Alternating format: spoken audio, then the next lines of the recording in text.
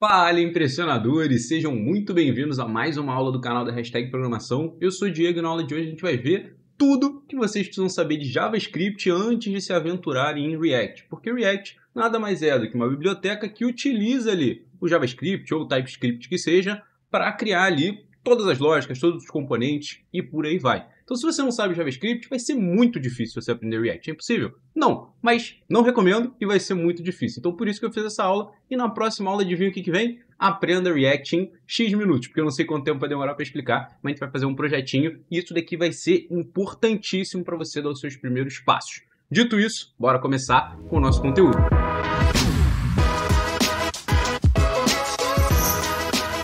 Antes da gente começar, like no vídeo, se inscreve no canal e clica no sininho, porque eu já falei, daqui a pouco vai ter mais aula maneira e vai ter muito mais tema interessante aqui sobre desenvolvimento web, sobre tudo isso aqui que a gente está falando no mundo da programação. Então, clica no sininho para você receber essas notificações. E alguns avisos antes da gente começar. Primeiro link da descrição eu falo sobre a nossa formação completa Full Stack Impressionador. Se quiser saber mais, clica lá, se não quiser, não tem problema. Segundo link, na verdade vão ser dois links ali no lugar do segundo, que vai ser um mini curso gratuito de JavaScript para você sair do zero e ter uma mínima base em JavaScript. Eu vou explicar muita coisa, mas é interessante você ter essa basezinha, porque quanto mais coisa você souber de JavaScript antes de aprender React, mais fácil vai ser esse processo e melhor para você. Então vai ser um mini curso gratuito e também uma aula que é um curso básico de JavaScript. Um vai ser um mini curso e outro essa aulinha. Esses dois aqui vão te dar uma bagagem bem interessante, que eu até recomendo. Faz essas duas primeiro e depois volta para cá. Mas volta mesmo, senão você vai esquecer e aí você não vai conseguir saber o que você precisa para aprender o React. E o terceiro link são todos esses arquivos aqui que a gente vai utilizar para você poder treinar junto comigo. Dito isso, agora sim, a gente pode começar com o conteúdo da aula de hoje. E se tiver qualquer coisa ao longo da aula, que, pô, Diego, isso daqui, queria outro exemplo, queria que você explorasse um pouco mais, deixa nos comentários que eu sempre estou lendo e vou vendo tanto o tema da aula, quanto temas que vocês sugerem outras coisas para a gente gravar outras aulas para vocês. Agora sim, chega de blá blá blá, já dei todos os disclaimers, tá tudo aí, bora começar com o conteúdo da aula de hoje. Esses são os 8 temas que eu falei aqui, que são os temas que eu acho que você precisa saber antes de JavaScript, né? Antes de você pensar em se aventurar em React. Pô, Diego, eu não sei, muitos desses aí já estão mexendo em React. Então, provavelmente você teve dor de cabeça para começar no React. Por quê? De novo, o React é uma biblioteca que usa o JavaScript ou o TypeScript, que é JavaScript com algumas adaptações ali, para criar os seus componentes, para criar todas as lógicas e toda a estrutura ali dentro do React. Só que se você não sabe JavaScript ou TypeScript, todo esse processo vai ser muito doloroso, porque, tipo, pô, é você querer aprender matemática em inglês, sendo que você não fala inglês. É meio doideira. Então, recomendo você aprender essas coisas aqui primeiro. E também fazer as duas aulinhas que eu tinha colocado, um mini curso e outra aulinha que eu coloquei na descrição, que eu acho que vai ser muito útil para você. A gente está aqui no VS Code. Se você não tem o VS Code, ó, linkzinho aqui nos cards para você acessar uma aula onde eu mostro como você instala o VS Code e o Node, que vai ser o que a gente vai precisar. É a tecnologia que vai nos possibilitar executar o JavaScript fora do navegador. Então eu vou vir aqui, ó, Terminal, e eu vou executar o JavaScript aqui, ó, no meu terminal. Ele não vai ser executado lá no navegador. Como é que eu vou fazer isso? Ó? Da seguinte forma, duplo clique aqui, ó, tem essa primeira, variáveis.js. A gente já chega ali, ó. Só que eu vou dar o seguinte, ó, console.log, que seria o print do JavaScript, é como eu emito essa informação em algum lugar. E aqui eu posso colocar, ó, no nosso console, no debug console ali. E como é que eu vou executar esse código? Na verdade, tem que colocar alguma coisa, né? Olá, mundo. Que é aquela clássica frase de programador. Como é que eu faço para executar agora esse arquivo? Eu faço o seguinte, ó, node, ponto barra, que vai dizer exatamente onde eu tô, ó, todo esse caminho daqui, e eu vou colocar, ó, e aqui eu tenho que colocar entre aspas, né? Traço, colocar tudo aqui entre aspas. Traço, variáveis.js, fecha aqui. E ele escreveu lá para mim. Então o Node vai nos possibilitar executar esse JavaScript fora do navegador. Senão eu teria que abrir o navegador, a gente teria que ficar buscando todos os scripts lá pelo console. É muito mais fácil a gente ficar aqui dentro. Então, ó, nesse linkzinho você vai ter acesso à instalação do VS Code e do Node para você conseguir fazer isso daqui. Beleza. Dito isso, ó, Ctrl, ponto e vírgula. E assumindo que agora você já tem um mínimo de bagagem em JavaScript, mas eu também vou explicar o mais passo a passo possível, mas espero que você tenha entrado nas duas aulas que eu falei. Vamos lá. Primeira coisa que você precisa saber. Existem tipos de variáveis. São os tipos primitivos e tem os tipos de referência. O que são os tipos primitivos? E aqui vamos declarar algumas variáveis. Const número igual a um número, 5. const texto igual a o texto. E aqui eu coloco ele entre aspas duplas, posso colocar entre aspas simples também, que vai funcionar também normalmente. O JavaScript aceita os dois. E aqui, pela extensão que eu estou usando, ele sempre vai converter para aspas duplas. Mas você conseguiria usar os dois se você não tivesse esse formatador aí. Esses são tipos primitivos que a gente fala. Por quê? E aqui eu posso colocar um número decimal. E aqui pode ser 5 ponto, várias outras coisas. Então esse aqui é um número inteiro, esse aqui é um número decimal. São tipos de variáveis que a gente vai ter aqui. Que elas armazenam o quê? Informações. Então ela está guardando uma informação. Se eu usar isso aqui, ela vai me jogar o quê? Essa informação. Se eu usar isso aqui, essa informação. Vamos testar isso aqui, ó. Vou copiar essa informação, ó. Ctrl Shift, Shift Alt, na verdade, seta para baixo. Agora, Ctrl ponto e vírgula, Alt, setinha para baixo, ó. Vou te dar várias dicas bônus também de atalhos aí do VS Code. E aqui, ao invés de colocar esse texto que vocês já tinham visto que eu tinha colocado ali, eu vou colocar essa variável, ó, texto. Ctrl S. Vou agora, ó, executar esse código de novo, ó. Setinha para cima, Enter. Tá lá. Ele me cuspiu o quê? Texto. Por quê? É a variável que eu tenho aqui. Não é isso daqui. Ele está buscando o valor que tem ali dentro dela. Então, ó, olá, mundo. Ctrl S, setinha para cima, executo, olá, mundo. Então, a gente tem esse primeiro tipo, que são os tipos primitivos, ó. Alt, setinha para cima, para eu colocar aqui, ó. E depois a gente vai ter os tipos que a gente chama de tipos de referência. E por que eu gosto de separar isso daqui? É a primeira coisa que você tem que entender. Porque eles não são iguais. Eles não armazenam a mesma coisa. Vamos lá. Const array igual a... E aqui a gente coloca uma lista, basicamente um array de informações aqui. E esse array de informações, ela guarda o quê? Várias coisas. Ela pode guardar números, então, posso colocar aqui, ó, 5, 25, mas ela pode guardar texto 1, texto 2, e ela guarda dessa forma. Você fecha ela em colchetes, você separa as informações por vírgula. Esse é o primeiro tipo de referência que a gente vai ter. E o segundo tipo de referência vai ser o const objeto. Objeto ou object, se a gente estiver falando tudo em inglês. Como é que vai ser? Ele fica entre chaves. E qual é a particularidade do objeto? O que difere ele de um array? Ele tem uma chave e tem um valor. O array, ele só tem, ó, valor 1, valor 2, valor 3, valor 4.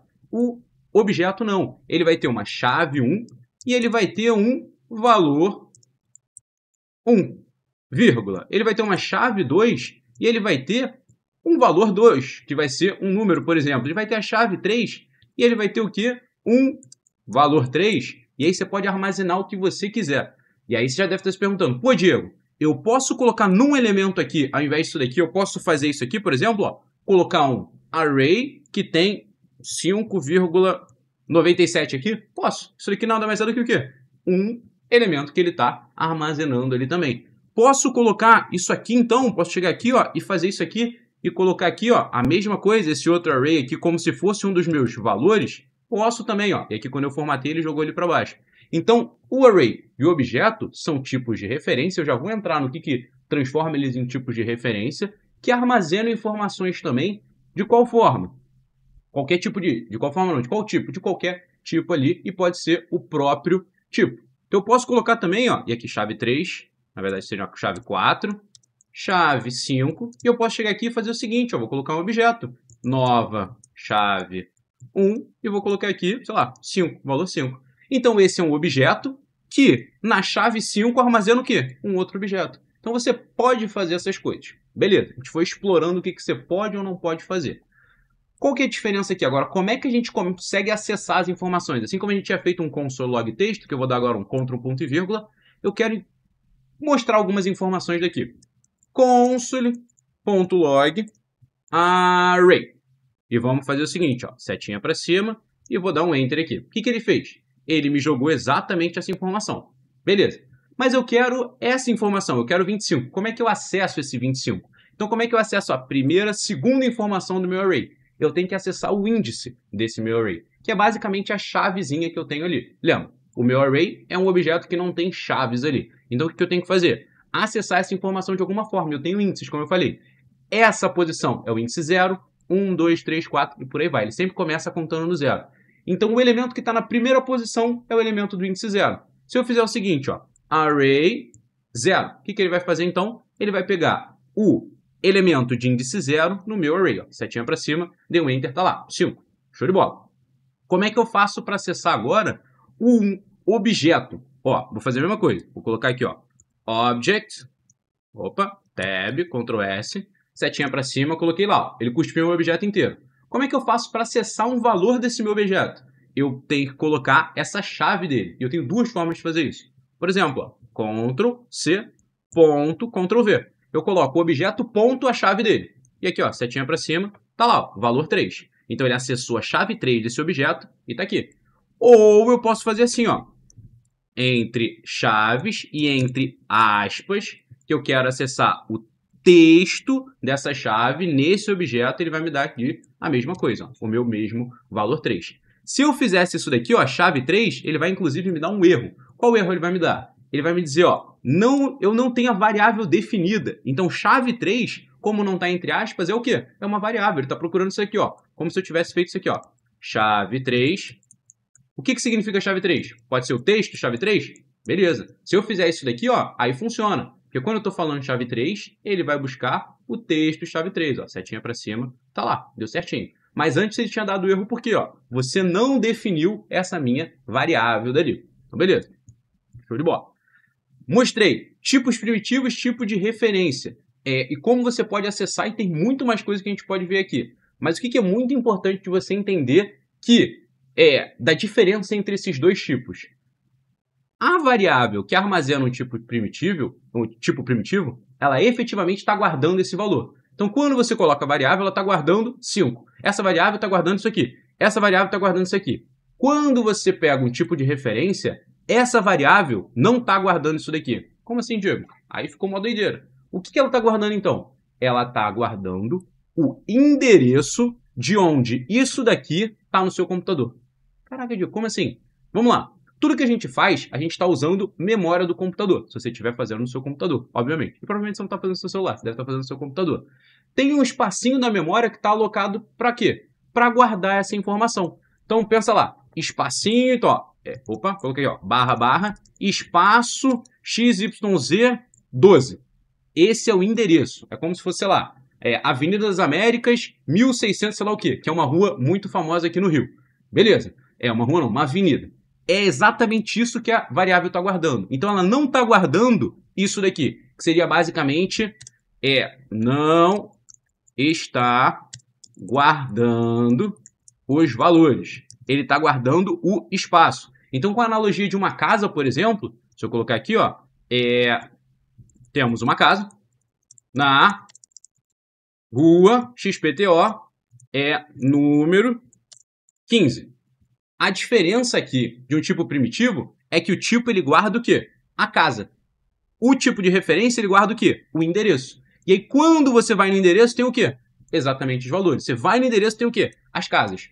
O tipo de referência ele guarda o endereço. O tipo primitivo ele guarda a casa. Então vou colocar aqui, ó.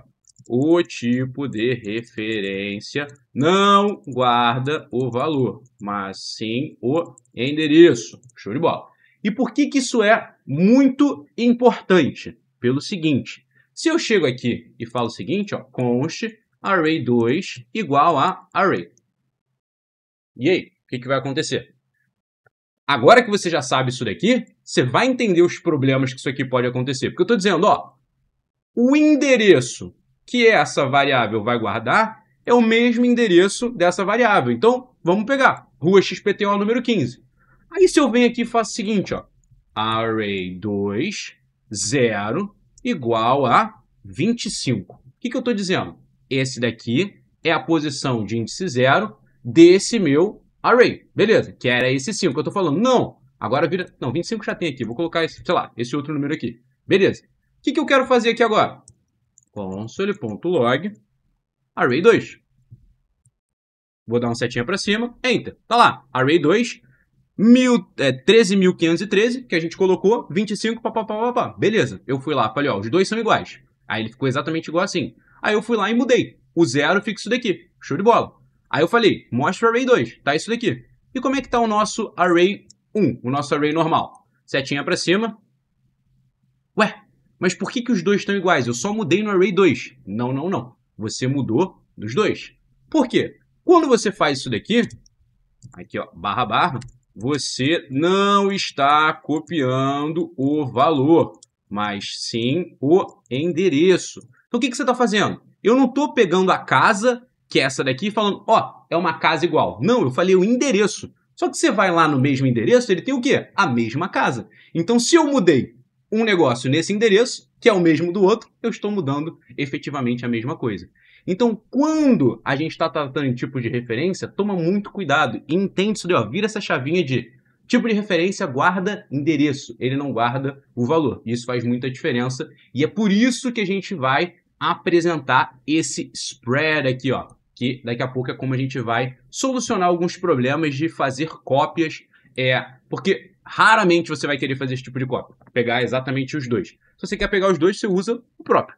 O que você vai querer é fazer uma cópia dos valores e não do endereço. Aí você vai pegar a mesma casa e vai colocar uma cópia do lado ali, no número 16, por exemplo. Aí sim é o que a gente vai fazer e no Spread Operator a gente mostra isso daí. Mas ó, muita coisa aqui no primeiro tema que foi de variáveis. E agora, bora mostrar as outras coisas que a gente tem aqui. E muito disso vai partir do que a gente acabou de explicar aqui em variável. Mas ó, se isso daqui já valeu o like, já deixa um like aí no vídeo. Se ainda não se inscreveu, se inscreve aí e me diz nos comentários se já entende. Pô, tem muita gente quando eu explico isso aqui fala, caraca, eu não sabia, agora faz sentido. E é isso, você tem que entender as coisas, que aí quando der problema, você vai entender o que está acontecendo, não vai ficar perdido não.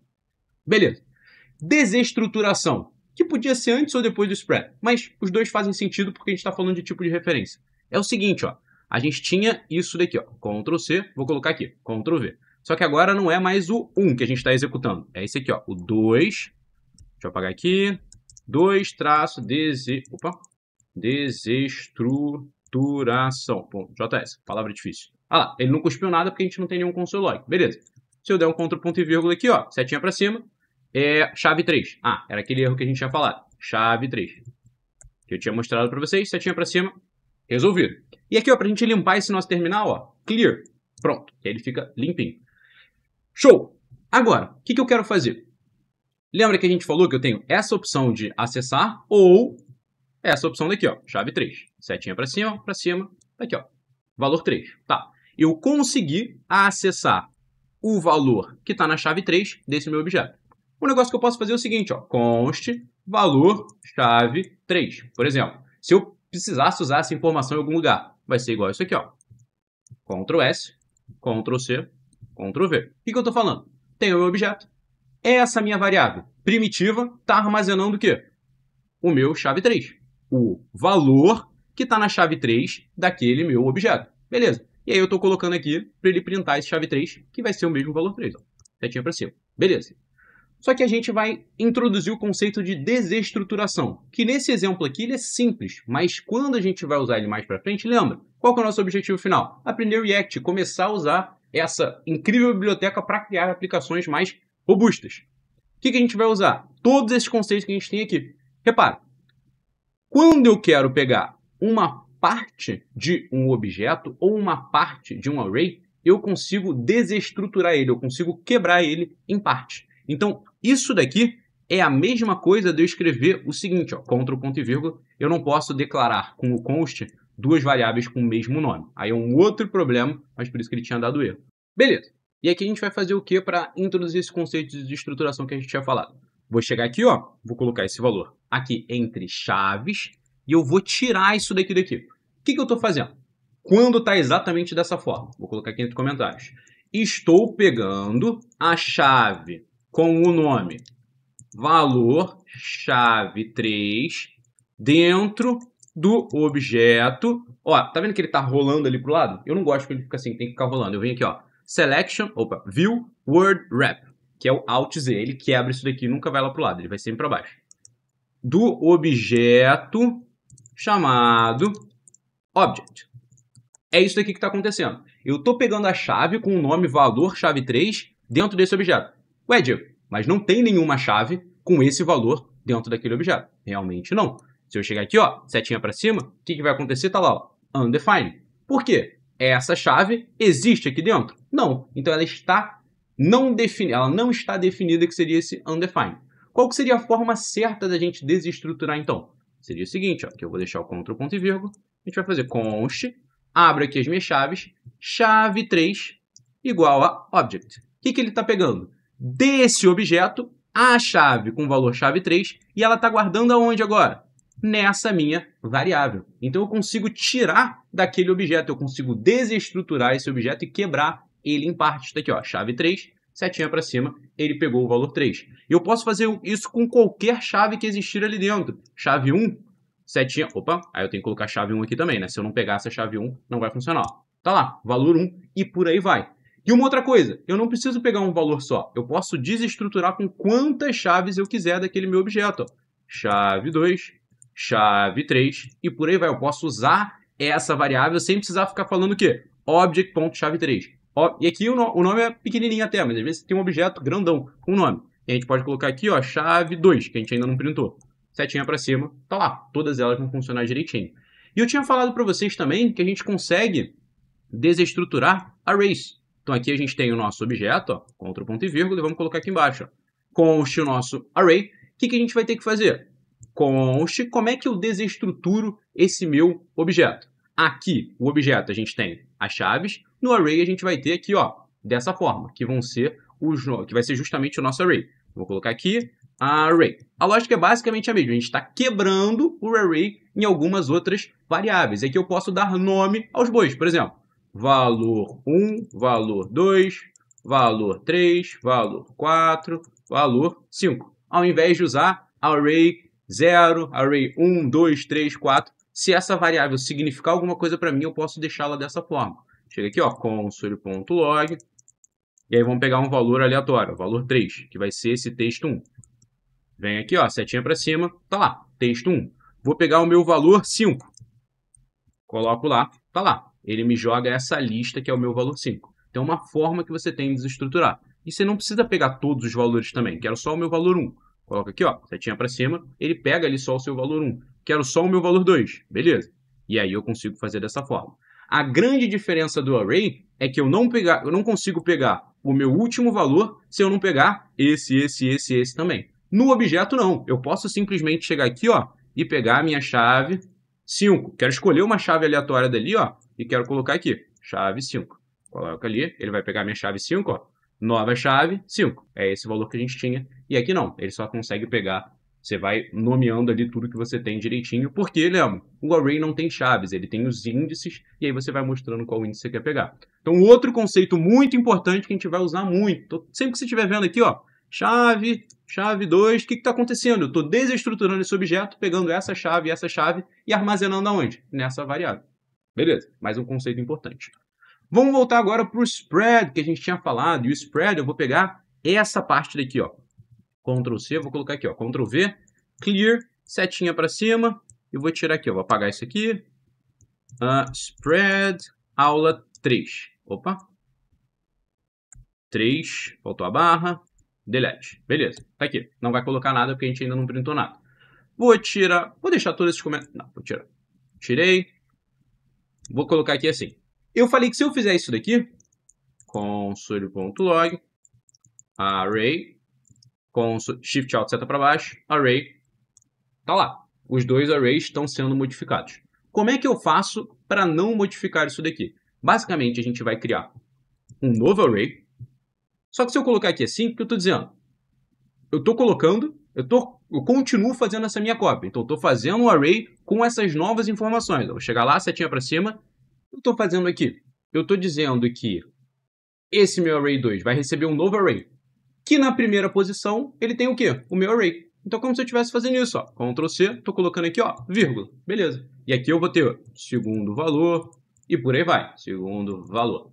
Show de bola. E por aí vai. Não é isso que eu quero fazer. Eu quero copiar todos esses valores e jogar aqui dentro. Como é que eu faço isso daqui? Aí que entra o nosso spread operator, que é o operador de espalhamento. Ele vai espalhar essas informações aqui, ó.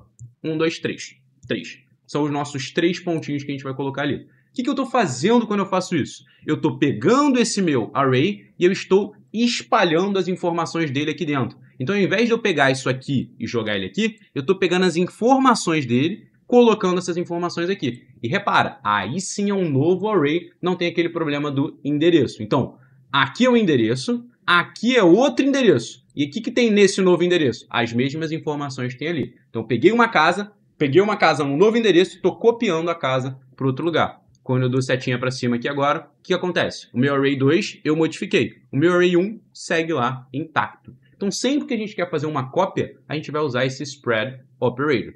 E, como vocês devem imaginar, se eu consigo fazer dessa forma, Ctrl C, Ctrl V, eu vou ter um const object 2 igual 3 pontinhos object. Eu consigo fazer dessa mesma forma. A diferença, array, a gente vai usar colchete, object a gente vai usar chave. Console log object 2. Setinha para cima, tá lá. Ele cria ali e eu tenho endereços separados. Se a gente modificasse, também daria na mesma lógica. Então, agora você sabe, quando eu estou vendo esses 3 pontinhos, o que ele está falando? Pegando as informações desse objeto e está espalhando aqui. Então, ele está fazendo isso aqui, ó. Ctrl C, vai fazer isso aqui para mim, ó. Pum! Sem eu precisar fazer isso daqui, porque isso daqui dá maior trabalhão. Imagina se eu tivesse um objeto gigantesco. Terceiro conceito muito importante. Agora vamos para outros conceitos que a gente vai ter aqui. E aqui a gente começa a entrar em algumas estruturas. O que é a estrutura if? A estrutura clássica de comparação, que é o seguinte, ó, if, e a gente tem até, ó, if statement, já tem pronto ali, ó, if condition, abre e fecha chaves. If else statement, coloco lá, e ele já cria para mim prontinho. Então, ó, se condição, e essa condição ela vai ter que ser o quê? Verdadeiro ou falso. Sempre uma continha, uma comparação que vai me dizer verdadeiro ou falso. Então eu posso dizer aqui, por exemplo, 5, o valor 5, 5 é igual a 5. E aqui eu estou fazendo uma comparação não estrita. Então, ó, Ctrl, igual, comparação não estrita. E aqui, quando eu faço um igual, comparação estrita. Que significa, estou comparando valores. E a comparação estrita é o quê? Estou comparando valores e tipos. Então, tem que ser do mesmo tipo. Então, o que eu estou fazendo? Se 5 for igual a 5, console log, ponto log. Opa, nossa, um monte de coisa. Sim, é igual. Se não, caso contrário, Shift Alt seta para baixo, Alt seta para baixo. Não, é diferente. Ctrl S, setinha para cima. E aqui mudou, já virou if. Então vamos tirar if 4. Setinha para cima. Tá lá, sim, é igual. Agora eu vou fazer uma leve alteração aqui, ó. Aspas, Ctrl S. Eu estou comparando o valor 5, o número 5, com o texto 5. Setinha para cima, sim, é igual. Por quê? Porque eu estou comparando valores. Agora, se eu coloco igual, eu estou falando o quê? Esse valor é igual a esse valor? A gente já viu que sim. E esse tipo é igual a esse tipo? Setinha para cima? Não, é diferente. Por quê? Isso aqui é um número, isso daqui é uma string, um texto que a gente está colocando ali. E aqui a gente tem a nossa estrutura do if, a nossa estrutura clássica. E a gente pode deixar isso aqui um pouquinho mais elaborado fazendo o seguinte, ó, criando mais um if, que seria o else if. E a gente abre aqui e coloca. Então o que ele vai fazer? Ele vai ver, essa condição é verdadeira? Sim. Não é verdadeira? Ele estava entrando aqui. Agora ele vai fazer o seguinte, essa condição é verdadeira? Sim. Ele vai entrar e acabou. Não é verdadeira? Ele vai fazer essa segunda comparação. Sei lá, a gente pode colocar 5 não é estritamente igual a 5. Essa comparação aqui fica difícil de fazer. Mas é uma comparação não estrita que ela está fazendo. É sim ou não? A gente pode colocar sim, ele é igual sem comparar os tipos. Ctrl S, setinha para cima, aqui. Então ele não entrou aqui e aqui ele só entraria se nenhuma das duas fosse verdadeira. Então, por exemplo, aqui eu poderia colocar de novo, sei lá, a mesma comparação, setinha para cima, aí não. Não é verdadeiro, isso aqui a gente já viu que não é verdadeiro, não é, ele entra aqui, por exemplo. Então, aqui ele mostra dessa forma.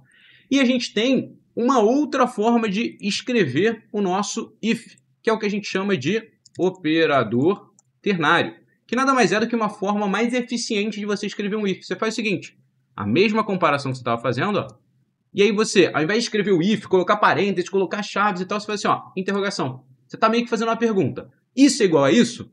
Perguntinha. Aí você vai fazer o seguinte, ó, Ctrl C, Ctrl V. Sim, é igual. 2 pontos. Não, é diferente. Pronto. Eu acabei de fazer a mesma estrutura que a gente tinha lá no início. Vou colocar aqui um setinha para cima. Tá lá. Não, é diferente. Vou afrouxar essa comparação, ó.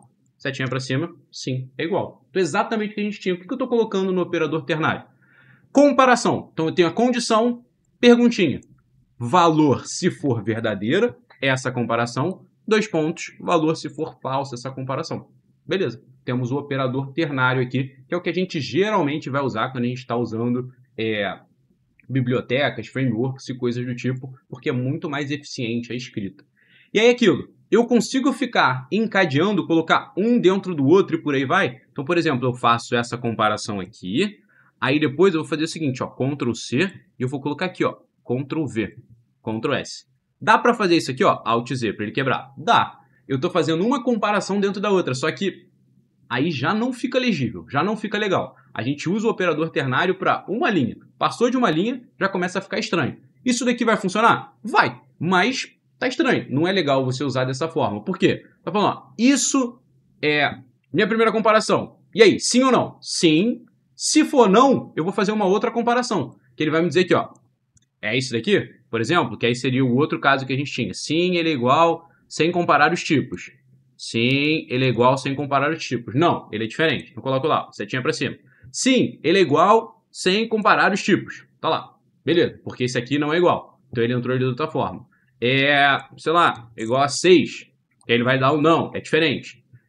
Isso daqui, afrouxa essa daqui. Setinha para cima. Sim, é igual. Então, funciona, funciona. A lógica é a mesma, mas não fica legível. Então, perde 100% do propósito, a gente usa esse daqui. Vamos focar, então, em usar o operador ternário para uma única linha. E aí eu vou copiar isso aqui para a gente deixar o que a gente tinha visto. Sim é igual, não é diferente. Ctrl S. Sim é igual, beleza, não é diferente. Ctrl S e vou deixar isso aqui comentado. Show de bola. Mais um conceito muito importante para a gente usar mais para frente. Functions, funções. Vou dar um clear. O que são funções aqui? Nada mais são do que estruturas que nos permitem realizar coisas dentro de um lugar controlado e depois eu simplesmente posso reutilizar. Então uma função nada mais é do que uma variável também, que ela está armazenando. Eu vou ter um nomezinho que está armazenando um valor, uma informação. Qual que vai ser essa informação aqui no caso? Não vai ser um tipo primitivo, não vai ser um tipo de referência, vai ser uma função. Então um conjunto de coisas que eu vou estar executando ali. Como é que eu crio minha função? Function, e coloco aqui, ó, tab. Ele já está criando aqui um padrão de uma função para mim. Que tem, ó, function vai ser a palavra-chave. Então lembra que a gente estava declarando, deixa eu colocar aqui na ordem. A gente estava declarando aqui as nossas variáveis com o const, que eu estou declarando uma constante ali.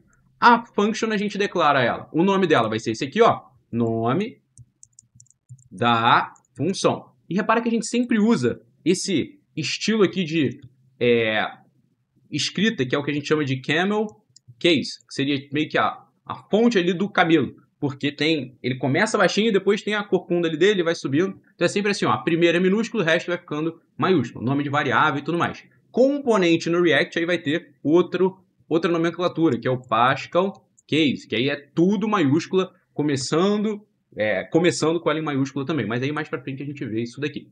Beleza, tem aqui o nome da função parâmetros. São as informações que a função recebe que ela pode usar. Então, ó, parâmetro 1, parâmetro 2 e por aí vai. E aqui dentro, tudo que eu vou fazer nessa função. Ó, tudo que vou fazer dentro dessa função. E beleza. E aqui a gente pode return. Eu posso retornar ou não uma informação. E eu vou colocar aqui comentário. Colocar o comentário aqui no final. Posso ou não retornar uma informação. Vamos ver como é que é isso daqui na prática. Tudo isso daqui que a gente tem. Tudo que eu vou fazer nessa função. Então, essa função vai ser a função console log oi. É isso que ela vai fazer. Ela precisa receber alguma informação para fazer isso? Não. Vou chegar aqui dentro dela e vou fazer, ó, console log, não, desculpa, aqui, ó, console.log oi. Então, toda vez que eu usar essa função, o que ela está fazendo ali dentro dela? É essa instrução. Ela vai retornar alguma coisa? Não. Ela vai só fazer isso e ela acabou. Beleza. Como é que a gente usa essa função? A gente chama ela pelo nome dela e coloca os parênteses, que aí eu estou executando essa função. Ctrl S. Então, repara, tem a minha função, estou executando a minha função. Setinha para cima. Aula 5. Function. Enter. Tá lá. Oi. Show de bola. Repara, se eu tirar isso daqui, ó, Ctrl, ponto e vírgula, e uma setinha para cima, o que eu fiz? Eu declarei uma função, falei que ela faz isso. Mas ela está sendo usada em algum momento? Não. Então ele nunca vai colocar o console log oi. Beleza. O que eu posso fazer aqui agora também? Ela vai retornar, ó, return, sei lá, oi, o valor oi. Então, ela está retornando, ela vai executar isso e depois no final ela vai me devolver esse valor. Diego, mas por que esse valor é útil? O oi, no caso, não é nem um pouco útil, mas a gente poderia ter uma função que faz alguma coisa e depois ela faz uma conta e depois ela me retorna essa conta. E aí eu posso guardar ela em algum lugar. Por exemplo, const retorno da função, igual a isso aqui. O que isso daqui está fazendo? Ele vai executar a função console log oi e ela vai me retornar oi. Então isso daqui vai entrar aqui, ó, oi, e vai colocar dentro do que? Do retorno da função. Console.log retorno da função. E aqui ele vai dar oi e depois ele vai dar oi também. Então, oi de novo. Não tem ver. De novo. Setinha para cima. Tá lá. Então o que ele fez aqui? Console log oi, executou a função, fez o negócio, ela me retornou alguma coisa que eu estou guardando aqui e eu estou usando ela aqui. Então é muito importante você entender o funcionamento de funções, porque aqui a gente pode dividir as responsabilidades do nosso código. Então eu vou ter uma função que dá o console log do oi, eu vou ter uma função que faz uma conta, eu vou ter uma outra função que mexe no componente tal, eu vou ter e aí você vai separando as coisas ali. Beleza? E aí, de novo, eu não vou aprofundar em nenhum desses temas justamente para a gente poder falar de todos esses temas. Mas lembra, todo tema, pô, Diego, eu quero mais exemplos disso daqui. Deixa nos comentários, que eu leio e faço mais para vocês. Próximo tópico que a gente vai ter, arrow function, que é o quê? Nada mais é do que funções escritas de uma outra forma. Então a gente vai escrever exatamente essa console log oi usando arrow function, que é o seguinte, ó, const console log oi igual isso daqui que vai fazer isso daqui, ó.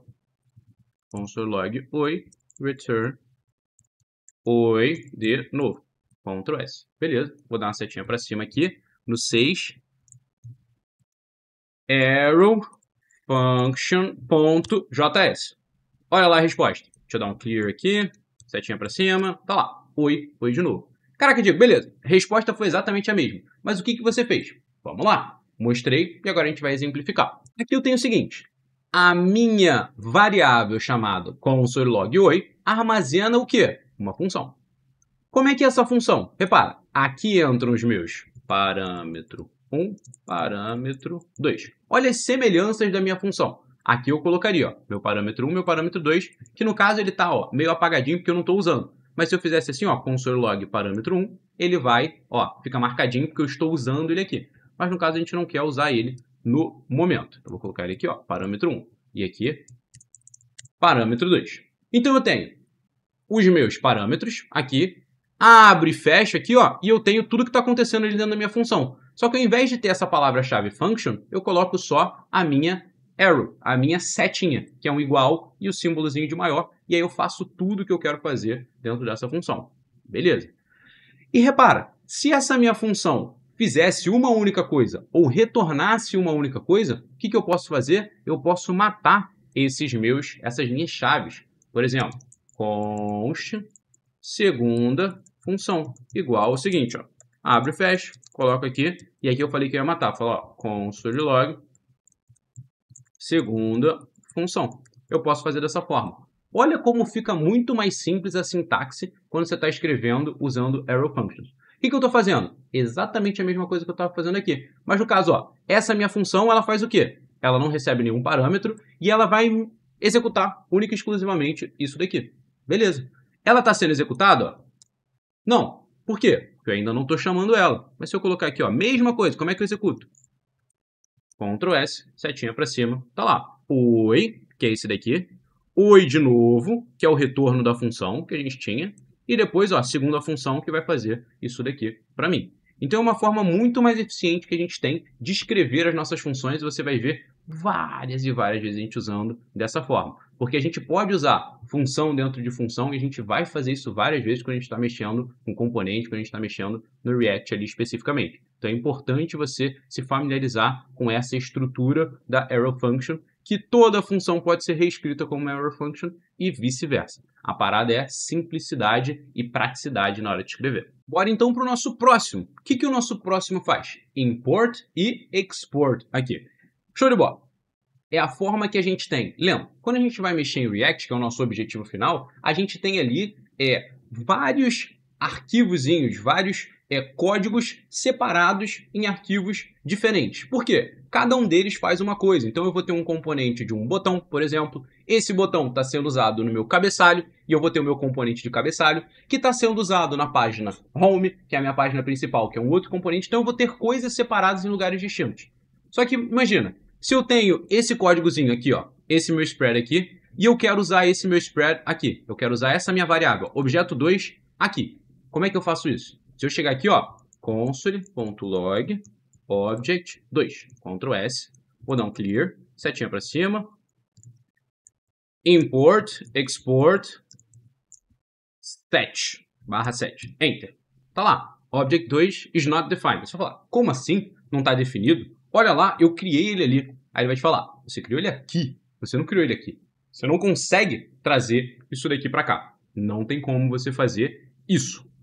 Aí que a gente entra no conceito de importar e exportar. Então, quando eu tenho algo que eu quero que seja possível de usar em outro lugar, eu exporto isso daqui. Então, eu chegaria aqui e faria o seguinte, ó, export. Beleza. Então, eu estou exportando isso daqui para que alguém possa importar esse meu objeto, essa minha continha. Eu faço alguma coisa aqui, depois, ó, pode usar. Isso daqui está pronto. Como é que eu faço para importar isso agora? A gente chega aqui, ó, e a gente fala, ó, import, e aqui a gente vai importar o que a gente quer importar. Que no caso é aquele nosso object 2, e quando eu coloco ali, ó, dou um tab, ele já cria todo esse meu import ali para mim direitinho. E repara o que ele faz. Por isso que a gente teve que fazer aos poucos. Quando eu estou importando lá do meu arquivo spread, olha o que ele está fazendo. O que é isso daqui? // e você tem que ter falado aí na sua casa, na hora que eu perguntei. Desestruturação. Isso daqui está me retornando o quê? Um objeto. Vou colocar o texto certinho. From está me retornando um objeto com, ó, Alt Z, para quebrar. Todos os exports daquele arquivo. Como eu só quero o export object 2, eu tenho que desestruturar. Então está exatamente o que a gente aprendeu de desestruturação. Aqui eu tenho várias coisas, mas eu só quero o object 2 ali de dentro do meu negócio. E aí eu vou deixar ele aqui dessa forma e vamos ver se isso aqui vai funcionar também. Agora a estrutura pelo menos está certinha, ó. Pum! Tá ali certinha. Agora ele me deu outro erro, pelo menos não é o not defined. Tá aqui, ó. Cannot use import statement outside a module. Ah, beleza. Eu estou tentando usar o import e o export, sendo que esse meu arquivo é um arquivo JavaScript cru. Tenho duas opções para resolver isso daqui. Opção número 1, renomear isso aqui para MJS, que aí ele vira essa pegada de module. Enter. E aí viria aqui, ó, setinha para cima, Enter ali, ó, e ele me deu um outro probleminha. Diferente. Aí ele me deu um outro erro daqui. E qual foi o erro? Beleza, porque ele está tentando acessar o arquivo JS. A gente tem o MJS agora, né? MJS. Enter. E agora ele está me dizendo, outro erro aqui de novo. O que ele está me dizendo? Que ele não está conseguindo importar lá do nosso outro arquivo. Cadê? Tudo que você precisa saber. Olha lá, o import que a gente tem desse spread aqui, ó. Isso daqui ele não está conseguindo importar. Por que também? Porque isso daqui não é um módulo, então eu não consigo essa lógica de export e import ali, ó. Enter. E aí você vê, ó, o meu mudou automaticamente. Se não mudar, você vai lá e muda. E dou um setinha para cima e coloco lá, setinha para cima. E agora sim, o que ele está fazendo? Tudo aquilo que está sendo trazido ali do nosso spread3.mjs. Então, beleza. Agora sim, aquilo ali está sendo resolvido. Mas, pô, maior trabalho de ficar colocando M em tudo que eu quero exportar, o que eu não quero exportar. Não vou fazer isso daqui. Vou botar aqui, ó, volta lá. É JS mesmo. Isso aqui vai ser JS mesmo. Eu quero resolver esse meu problema. Mas eu vi, ó, eu consigo usar uma informação lá de um outro arquivo, exportando ele e trazendo ele para cá. E já aviso, tem duas formas de você exportar. Exportar assim ou exportar usando o default, que é uma outra forma de você fazer. Mas, de novo, a gente vai vendo aos poucos. O que importa é você pegar. Existe essa lógica de import e a gente tem que fazer isso aqui funcionar com o nosso JS. E a gente vai ter que fazer o seguinte. A gente vai chegar aqui e vai colocar Ctrl+C não, clear, na verdade. A gente vai colocar npm init-y. O que isso daqui vai fazer? Ele vai inicializar um arquivo do npm. E o que é npm? Node Packet Manager.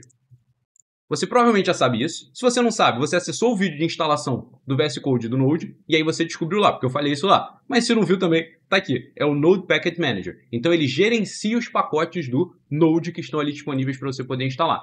Isso daqui, o que ele faz? Ele faz um arquivo de configuração padrão, que é o nosso arquivo package.json. Enter. E esse Y aqui, o que ele vai fazer? Ele vai criar um arquivo padrão pra gente. Então ele vai responder sim para todas as perguntinhas que ele vai fazer. Mas eu vou até tirar o Y, ó. Init, Enter. O que ele vai fazer, ó? Ele está criando ali um negócio para você, ó. Qual que é o nome do pacote? Aí ele está colocando esse nome gigantesco aqui. Sei lá, nome do pacote, import, vou tirar, apagar tudo, import, export. Um tracinho. Version name, sim, pá. Viu? Um monte de coisa meio chata. Yes, enter, tá lá. O que ele fez agora? Ele criou esse nosso package.json, ó, que tem algumas configurações, bem pouca coisa com as coisas que a gente foi colocando ali, e mais pra frente a gente vai entrar no detalhe. Mas por que eu criei esse arquivo de configuração? Primeiro, quando você tem lá um projetinho, você vai ter esse arquivo de configuração obrigatoriamente, porque aqui vai dizer todos os pacotes que você está usando, tudo que você tem ali dentro do seu projeto, e outra coisa também, type module, que você consegue dizer agora que todos os arquivos que estão aqui usam o que? Module. Então, se eu vier aqui agora e dar a setinha para cima, esse aqui, ó, MJS não, JS. Pronto, resolveu o nosso problema. Que eu digo que eu estou usando essa lógica de importação de módulos, porque a gente tem essa outra opção aqui, ó, que é o CommonJS, que é a forma antiga de você fazer. Então, se você em algum lugar encontrar uma estrutura do tipo require, e aqui ele faria o require daqui, ó, e ele vai puxar o object 2 desse daqui, isso daqui é CommonJS, que nada mais é do que a forma antiga de fazer imports e exports, mas agora a gente usa o module, que é a forma mais nova, né? Desde 2015 para frente dá para você fazer dessa forma, mas a gente ainda tem que colocar isso daqui. Quando você cria um projetinho usando Vite, por exemplo, se você quiser saber mais detalhe, manda aqui nos comentários, ele já cria com type module direto, por exemplo. Então, é uma das formas que a gente vai ter, e aqui a gente viu como a gente pode criar uma lógica no lugar, exportar ela, importar aqui no lugar e usar, que a gente vai fazer muito isso quando a gente estiver mexendo com um componente.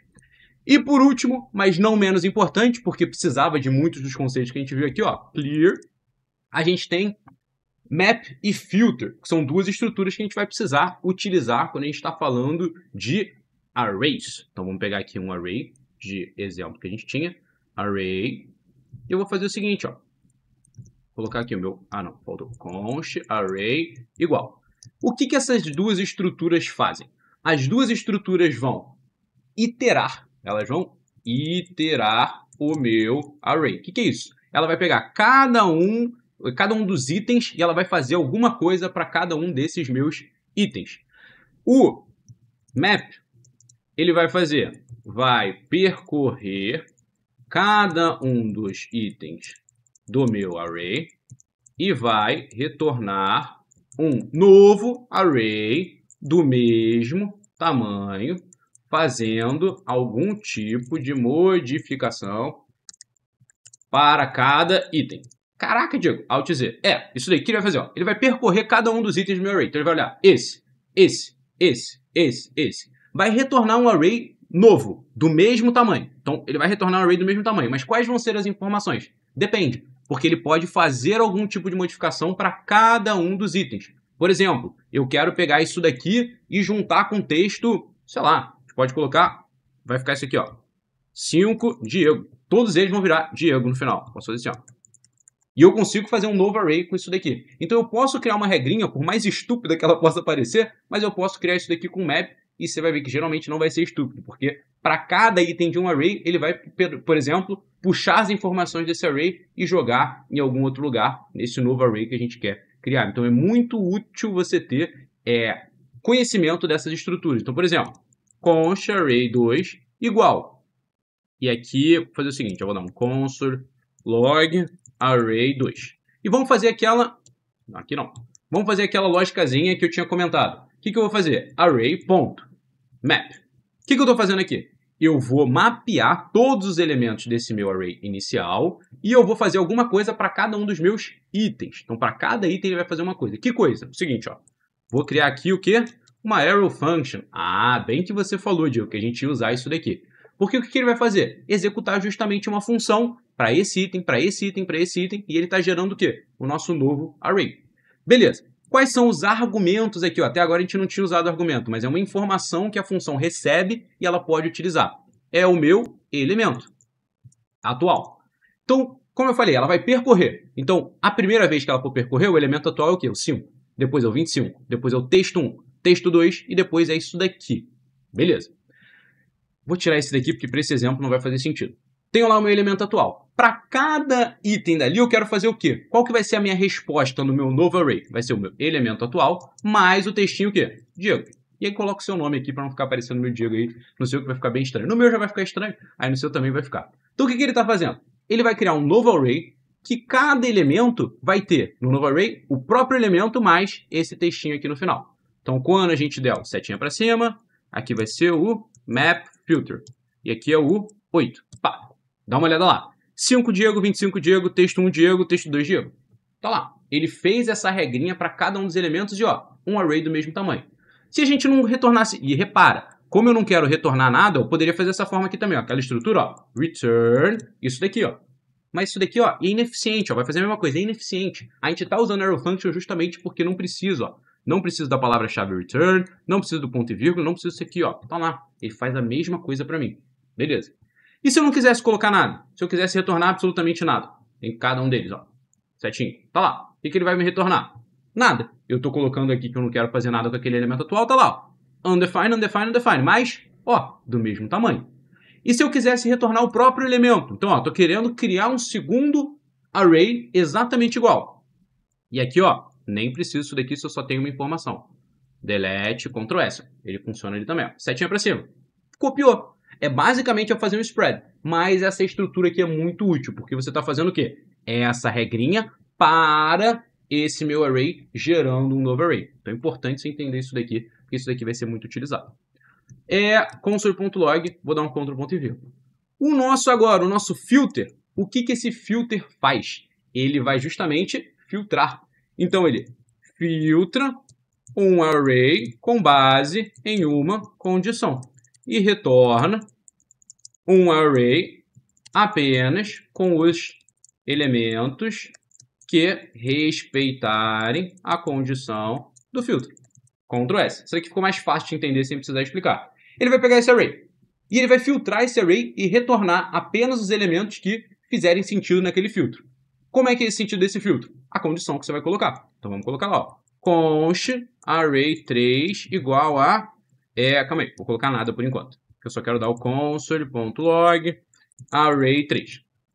Eu quero filtrar tudo que for um número. Então eu quero saber se ele é um número. Vamos fazer o seguinte, ó, aqui nesse meu array, ó, array.filter.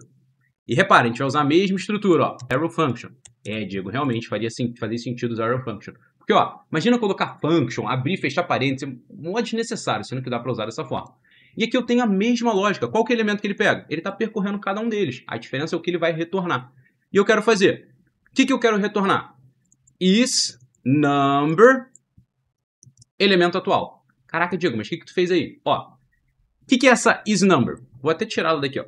Vou colocar aqui console.log isNumber array 0. O que ele está fazendo? Vendo se o array 0, que é esse daqui, esse número 5. E aqui, ó, aqui ele até está me ajudando a puxar isso daqui. Então ele foi lá e já importou para a gente automaticamente para ver se isso dali faz sentido ou não. Beleza, mas a gente poderia nem usar essa função, porque a gente não precisa importar nada, mas funcionaria da mesma forma. Pode fazer um negócio mais simples ainda. Por exemplo, posso vir aqui, ó, array 0. Vamos começar assim, do jeito mais simples possível. Clear, setinha, número 5.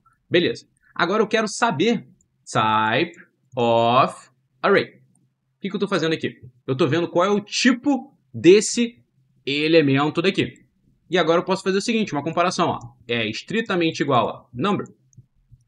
Vem aqui, ó. True. Então ele me disse, ó, é verdade. Então se o valor, o tipo desse valor for igual a number, é basicamente o isNumber que a gente estava fazendo ali agora. Então beleza, é essa comparação que eu quero fazer, ó.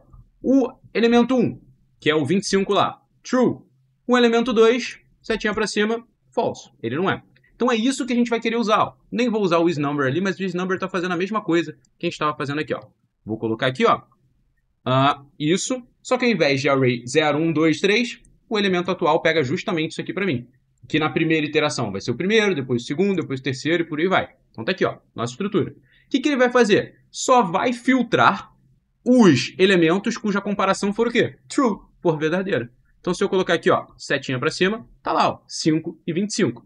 Ele percorreu todo o meu array e filtrou e me retornou um novo array. Com o quê? Os elementos que fizerem sentido nessa minha condição. E se eu inverter, ó, se não for igual a número, se for diferente ali de número, ó, setinha para cima, tá lá, ó, texto 1 e texto 2. E eu estou filtrando. Antes a gente estava retornando o quê? Um novo array com o mesmo número de elementos ali, o mesmo tamanho, e aí cada um deles tinha uma modificação. Aqui não, aqui eu estou filtrando esse meu array, e aí sim a gente viu todas essas estruturas, todas essas informações, tudo que você realmente precisa saber de JavaScript antes de aprender React, com aquele disclaimer que eu falei. Deixei duas coisas aqui na descrição bem interessantes, um mini curso gratuito de JavaScript e um curso básico de JavaScript para você entrar, fez isso, assistiu a aula de instalação do VS Code no Node, viu isso daqui, pronto. Agora sim você está pronto para aprender React e daqui a pouco, eu não sei quando você está vendo esse vídeo, já pode ter saído, mas eu te garanto que eu vou fazer uma aulinha de aprenda React em tantos minutos para a gente ver esse tão falado aí, React, como é que a gente usa essa parada. Então, espero que você tenha gostado, tenha dado like no vídeo, se inscrito no canal e clicado no sininho. E, pô, se você chegou até aqui, não clicou no like, não se inscreveu no canal, nem clicou no sininho, não tem nem o que falar, não tem nem palavras.